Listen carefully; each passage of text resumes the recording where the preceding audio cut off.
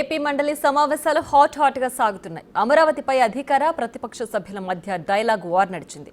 Botsa Satyanarayana, TDP MLC Anuradha మధ్య dialogue war ఇప్పుడు చూద్దాం.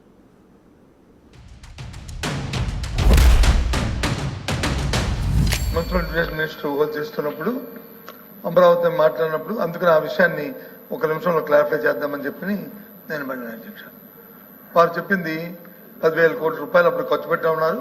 అది వాస్తవ విరుద్ధం అధ్యక్ష. ఆ రోజుకి ఆ ప్రభుత్వం ఖర్చు పెట్టింది 6,000 కోట్లు మాత్రమే. ఆ రోజుకి 6,000 కోట్లలోనూ 2,000 కోట్లు బాండ్స్ రూపంలో తీసుకొచ్చారు. బడ్జెట్ నుంచి ఖర్చు పెట్టింది ప్రభుత్వం ఖర్చు పెట్టింది 2,000 కోట్లు, 2,000 కోట్లు ఇంకా అప్పుతో తెచ్చారు. అది పక్కన పెడితే అధ్యక్ష మీరు అన్నారు కాబట్టి చెప్తున్నాను, మీరు అడుగుతున్నారు కాబట్టి సంస్థానని ఆ రోజు వచ్చి చూడడానికి వస్తానని ప్రభుత్వంలో పెద్దలు ఆ రోజు మాజీలు వచ్చి చెప్తే ఏముంది ఇక్కడ 3 సంవత్సరాలు అయింది అమరావతి దాన్ని ప్రారంభించారు.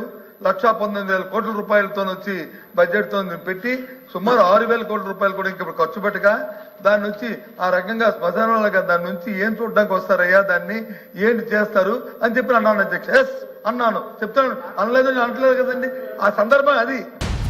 అక్కడ ఉన్న వాళ్ళందరూ ఏంటి, మీరు ఆ మాట అన్నందుకు మీరు ఏమైనా కాటి కాపరా దానికి?